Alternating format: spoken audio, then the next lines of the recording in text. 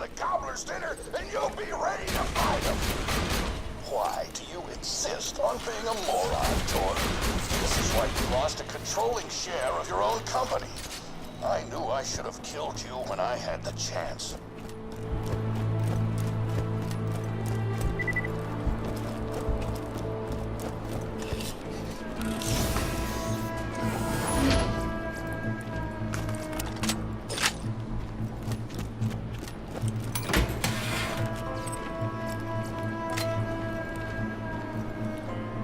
Wow.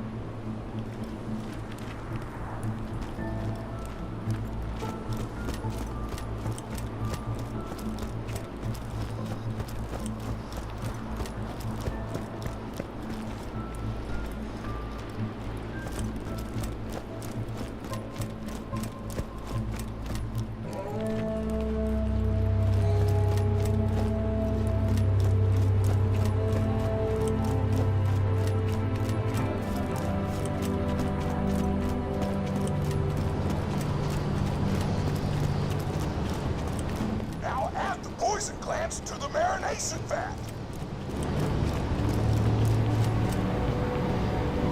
Hit that button to marinate the out of that meal.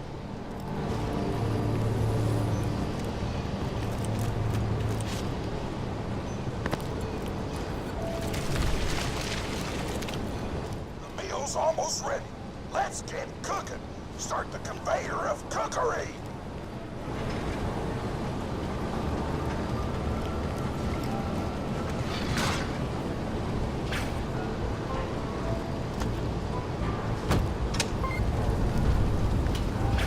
That's it. You've gone off script one too many times, Torg.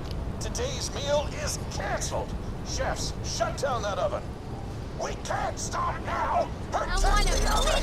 I swear by my abdominal muscles, I will eat the ravenous That's on their scalps!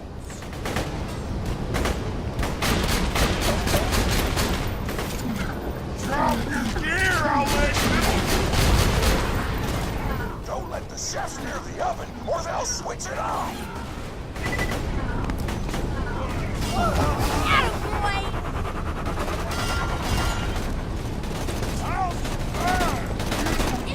Want that oven shut down? I want the vault on it dead. And I want Mr. Torg's head on a plate.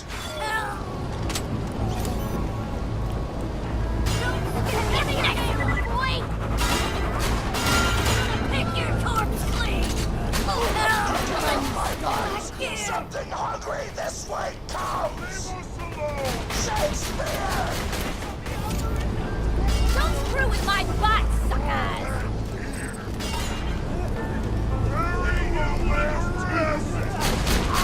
Don't let those foodstuffs destroy our culinary masterpiece! Give me your damn loot!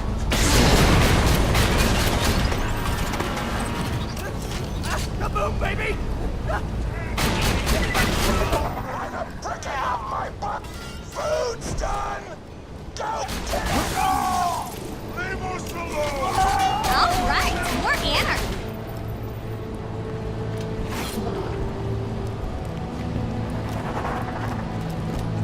What makes you leave?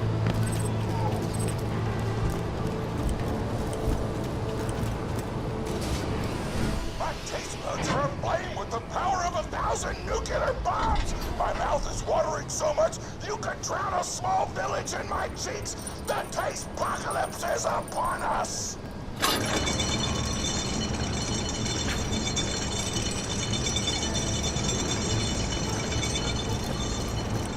If you kill that gobbler, Torg, it'll be your last meal.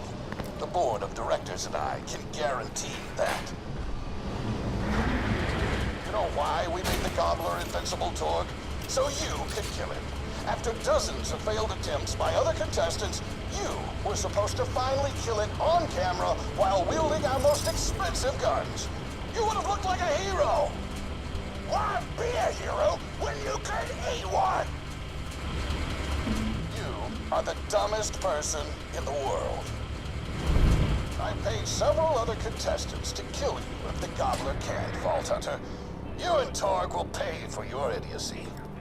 Here comes the ravenous Waddle Gobbler! we've replaced this creature's normal food with poison. Let's see if he notices. He took the bait. Now just don't die until the poison takes effect. Wild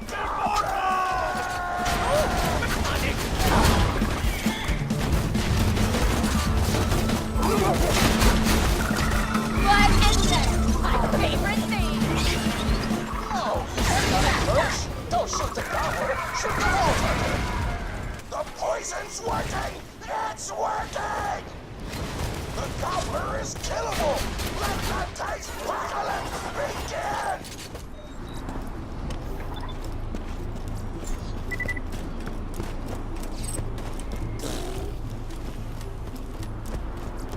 This is your last chance, Torg. Call this off, or you're out of the company. Whatever, I'll just work for Moxie and blow things up. Pro boner. Pro boner, dude.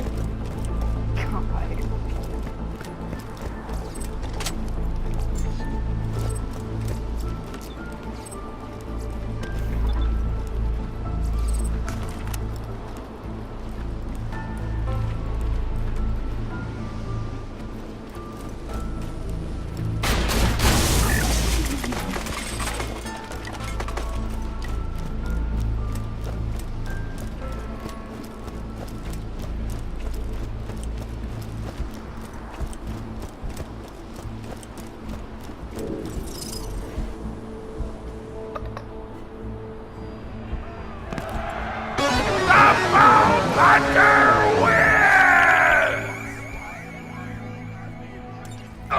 My grandma's a pretty big fan of yours.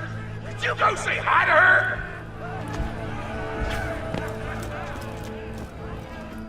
Oh man, it's the Vault-Hunter! You are awesome! Didn't you fight Terramorphous? I fought a big creature like that once. He was a big whale squid with 100 tentacles. You ever thought anything with tentacles? Oh, of course you have. Terramorphous had tentacles, how silly of me. Now, where was I? I am so sorry. All right, the whale creature. His name was Blowhole the Apocalypse. I called him the Apocalypse for short. And he attacked my hometown of Tsunami's Edge when I was but a little girl. You ever been to Tsunami's Edge? Great town, nice beaches, great food, and the cost of living is just so low. Even being a single grandmother and working part-time in a scat meat processing factory, I was still able to provide for little Mr. Torg. We may not have been able to afford the finer things in life, like food, but we got by. After all, Mr. Torg and I didn't have anything but one another after that horrible gas leak blew up the iridium mine, killing my son and his lovely wife. From that day onward, my little Mr. Torg vowed to conquer explosions themselves in an effort to avenge his fallen parents, and... Ah, man, I forgot what I was talking about. Where was... All right, the Blowhole the Apocalypse! So anyway, I was wrestling Blowhole to the ground, and I had my bicep curled around his blueberry throat. Blueberry? Sorry, I meant to say blubbery. I've got blueberries on the brain, I guess. I grow them in my backyard. Mr. Torg helped me plant them. Thanks again for that, grandson. I love you, Grandma! Anyway, I have my bicep around his blubbery throat, and Mr. Torg starts crying because he really likes whale squids and he doesn't want to see me hurt one. They are the princes of the ocean! So I let the whale go after giving it a punch in the eyeball so he'll remember me, and it swam away into the ocean. And then I had Mr. Torg drive me to the ice cream parlor. He got me Rocky Road, because Rocky Road's my favorite. I'm extremely partial to the way the marshmallows act like little landmines of flavor amidst the battleground of chocolate. What's your favorite flavor of ice cream? Is it pistachio? I bet it's pistachio. Oh, that reminds me! You'll never guess who I saw today! Pistachio the Amazing! He's a magician who studied under Crazy Earl, so he's got that weird mustache, you know, but I saw him make a rack hive disappear. A whole rack hive! I said to Mr. Torg, Mr. Torg, wasn't that amazing? And he said, yes, it was, Grandma. Didn't you say that high five? You remember saying that? I remember, Grandma! And we stood in line afterward and got his autograph, and I thought I had it somewhere around here, but it's probably in the attic. I really ought to go up there and clean it out one of these days. I have so many little keepsakes up there. You're paying attention, right? Say, what's my favorite flavor of ice cream? So you are listening, how wonderful. You're an even better listener than my old pet rack, Beasto. Beasto was such a sweetie. You ever had a pet rack? If you can tame them, they are the sweetest pet you'll ever have. He used to just sit on my shoulder and bite chunks of flesh out of my neck to pass the time. I still remember the way he used to tweet. He went, tweet, tweet. It was so cute. I had a conversation with him once. I said, Mr. Beasto. He liked being called Mr. Beasto. It made him feel like an aristocrat. I said, Mr. Beasto, you're looking very cute today. And he said, oh, thank you, that's so nice. Or he tweeted in a way that made me know that's how he felt. And then he lowered his little head like he was taking a bow. It was adorable. Beasto was my third pet rack. First I had Woody. He got hit by a train. Then I had Anita. She got shot up trying to take vengeance on the train that killed Woody. And then I found Beasto making little poops on the windmill outside our house. After Mr. Torg and I wrestled her to the ground, I did a flying pile driver off a nearby tower tree. Got him straight in the spine and brought him down. We brought him in and fed him some skag steaks until he decided he loved us. I still miss Beasto sometimes. He just died of old age. Racks don't live much longer than a few years, but I treasured the time we had together. Poor Mr. Torg. When Beasto died, he cried for a week. The kids made fun of him at school, but I told him not to pay them any mind. Being in touch with your emotions is not a character flaw! That's right, High Five. Is something wrong? You look confused, Vault Hunter. Oh, you probably haven't heard anyone call Mr. Torg High Five before. The world may know him as Mr. Torg, but the Flexingtons always refer to him using his middle name.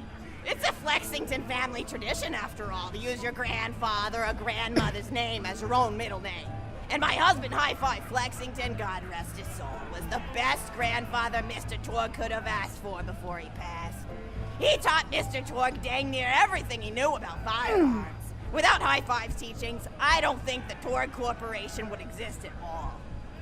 Gosh, I still remember the first gun Mr. Torg tried to make after his parents died. A Jacobs shotgun with a stick of dynamite attached to the barrel. Torg nearly blew his face off, but he got up, dusted his mustache off, and swore that by the time he reached the age of 11, he would make a gun that fired explosions without killing the operator. And by golly, he did! It took a couple of dozen prototypes before he got the right combination of gun parts and explosives right. But once he did, woo-wee! I'll never forget the plume of smoke that used to be in my neighbor's homestead. They were jerks though, so it's okay. Gosh, I've been talking your ear off for some time, haven't I? It's so kind of you to listen for this long. I've taken up too much of your time already. Please don't feel like you have to stick around any longer. As a matter of fact, take this for giving this old woman some company. Woo!